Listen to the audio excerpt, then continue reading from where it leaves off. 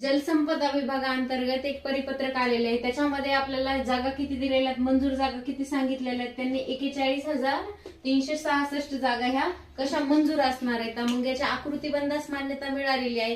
तर जागा एवढ्या मंजूर झालेल्या याच्यामध्ये खूप पदे आहेत. तर ते गट क ची काही पदे असणार आहेत.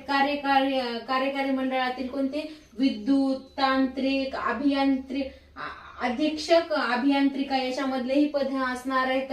तहसीलदार दुसऱ्या श्रेणी 2 मधलेही भरपूर अशी पदं असणार आहेत.